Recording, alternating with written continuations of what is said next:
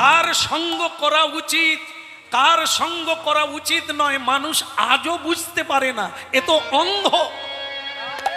তাই সূর্য উঠল কি উঠল না মানুষ জানতে পারে না।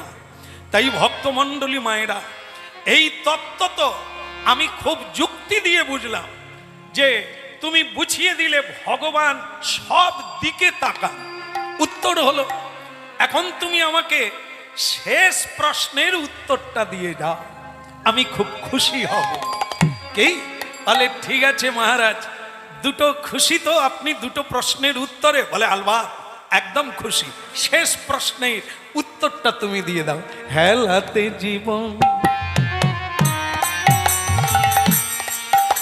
হেলাতে জীবন